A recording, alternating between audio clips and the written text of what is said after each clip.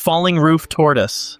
On a quiet afternoon in 456 BC, the city of Gela on the island of Sicily was home to one of the ancient world's greatest minds. Aeschylus was a playwright whose tragedies had shaped Athenian theater for decades. He was 70 years old, his reputation secured, his work performed across the Greek world. On that particular day, he decided to sit outside, enjoying the Mediterranean sun. His head was completely bald, polished smooth by age. Above him, an eagle circled in the cloudless sky. The bird had spotted prey, a tortoise crawling slowly across the rocky ground below. Eagles had developed a specific hunting technique for these hard-shelled creatures. They would seize them in their talons, carry them high into the air, then drop them onto rocks to shatter the protective shell and expose the soft flesh inside. It was an efficient method, refined over generations. The eagle descended, grabbed the tortoise, and began climbing altitude. From hundreds of feet above, the bird scanned the landscape for a suitable stone. Then, it saw Aeschylus. The smooth, rounded surface of his bald skull reflected the sunlight. To the eagle's eyes, it appeared identical to the pale rocks scattered across the Sicilian terrain.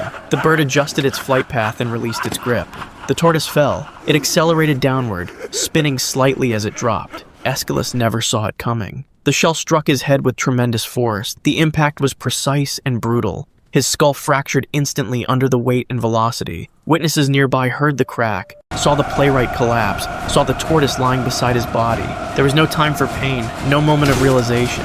The blow killed him before his mind could process what had happened. The man who had written of gods and heroes, of battles and betrayals, of noble deaths on distant shores, died because a bird mistook his head for a rock. His body was found moments later, the tortoise still beside him, its shell unbroken.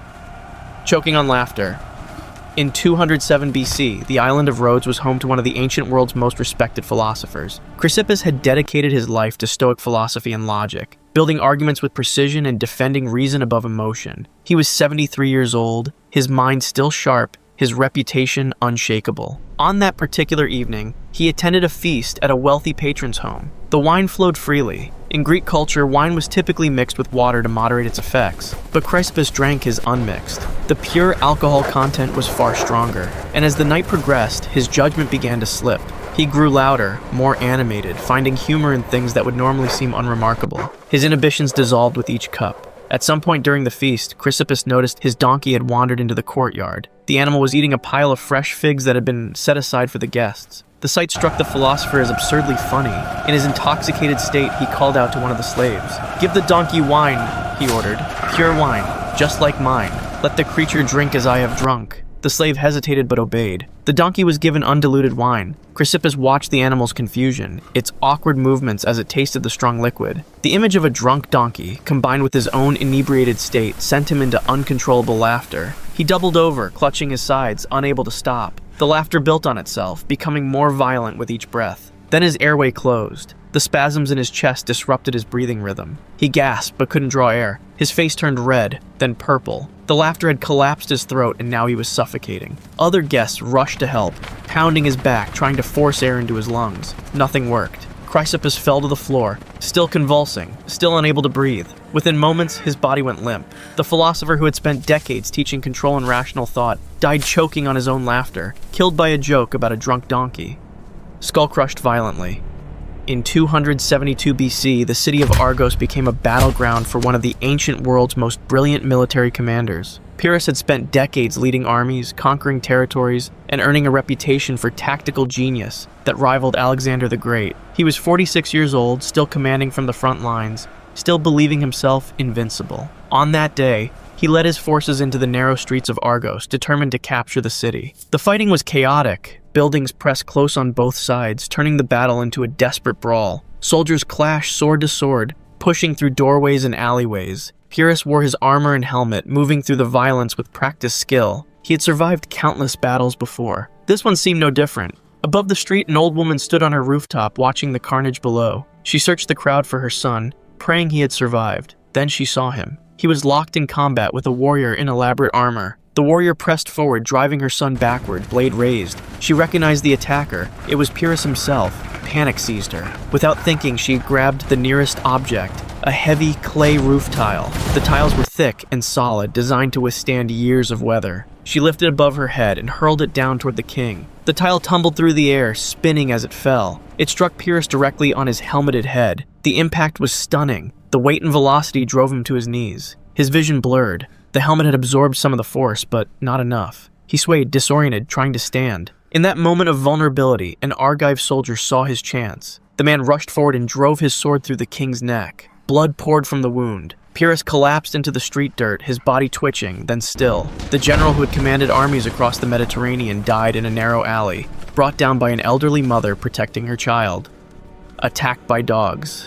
In 406 BC, one of Athens' three great tragedians left his home city for the kingdom of Macedonia. Euripides had spent decades writing plays that challenged convention and questioned authority, earning him both admirers and enemies. He was 74 years old when he accepted King Archelaus' invitation to live at the Macedonian court. It was meant to be a peaceful retirement, far from the political tensions of Athens. One afternoon, Euripides walked near the village of Aretusa. The area was isolated, surrounded by forests where nobles hunted. He traveled alone or with minimal company, enjoying the quiet landscape. He did not know that a pack of hunting dogs had been released earlier that day. The animals were trained for aggression, bred to chase down boar and deer, conditioned to attack without hesitation. The dogs picked up his scent. They moved as a coordinated unit, spreading out to surround their target. Euripides heard them before he saw them, the sound of paws striking earth, the low growls building in their throats. He turned and saw the pack emerging from the tree line. There was nowhere to run, no shelter nearby, no one to call for help. The first dog lunged. Its jaws clamped onto his leg,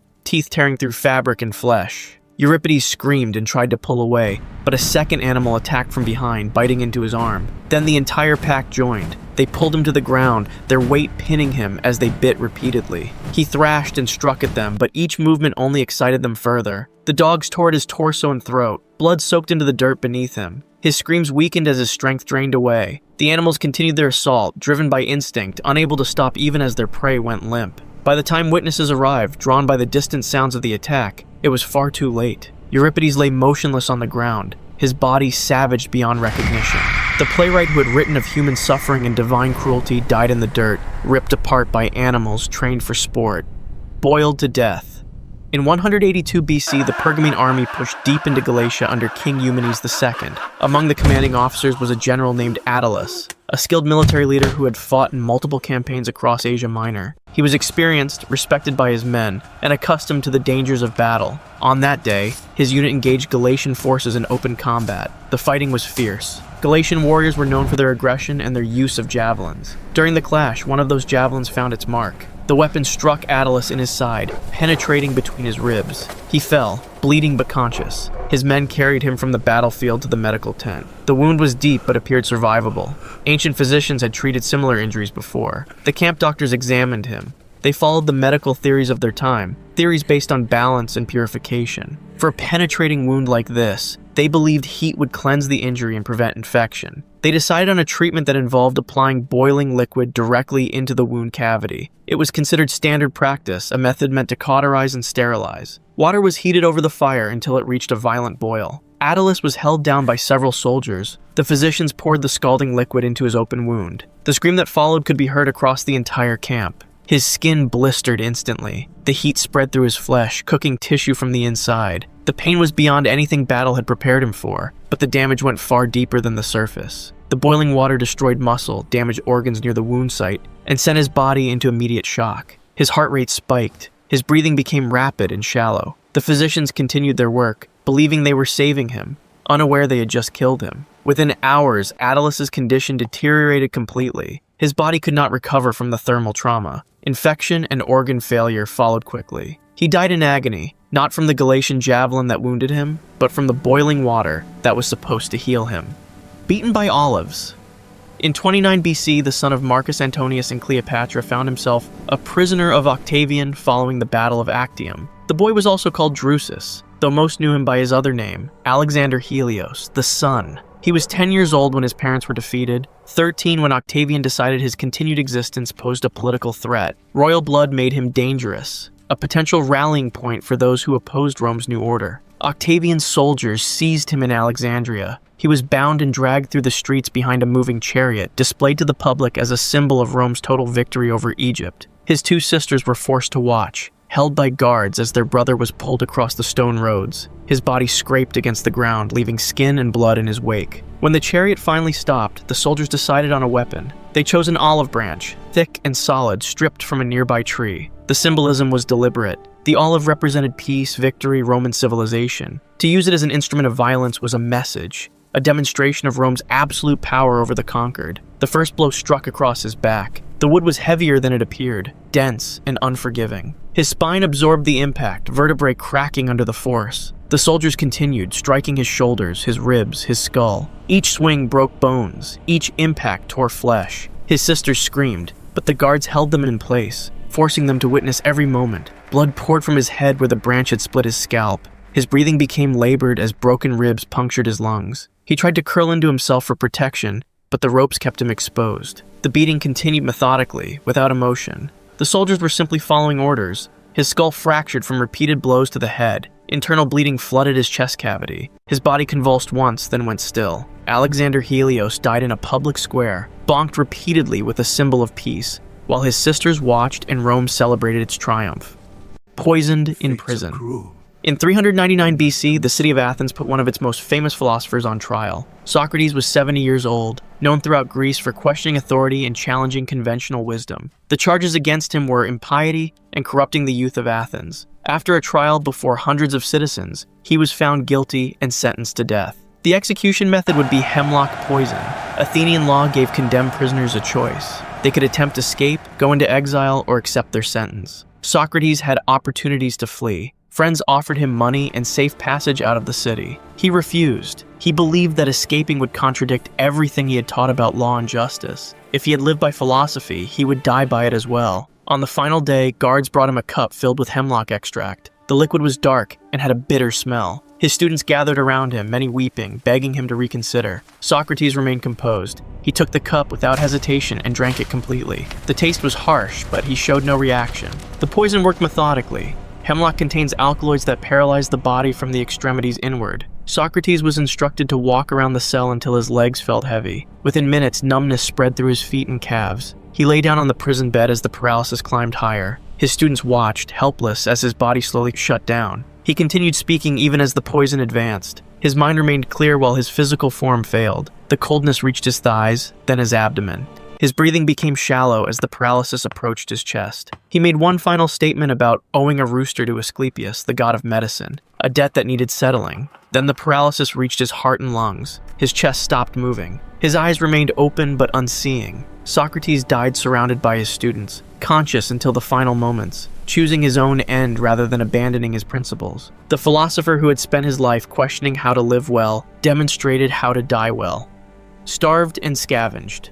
In 468 BC, the Spartan regent found himself accused of medizing, collaborating with Persia against Greek interests. Pausanias had once been a military hero, the commander who led Greek forces to victory at Plataea. But suspicion and political rivalry turned his own countrymen against him. When Spartan authorities came to arrest him, he fled through the streets of Sparta, desperate for sanctuary. He reached the temple of Athena of the Brazen House and pushed through its doors. Sacred law protected anyone who sought refuge in a temple. The Spartans could not drag him out without committing sacrilege, polluting the holy space with violence. But they refused to let him escape either. The ephors gathered outside and debated their options. They settled on a solution that respected the letter of the law while ensuring his death. They would wall him inside. Workers brought bricks and mortar to the temple entrance. Stone by stone, they sealed the doorway while Pausanias watched from within. The opening grew smaller with each layer until only darkness remained. He was entombed in a sacred space, cut off from food, water, and light. The chamber was barely large enough to move.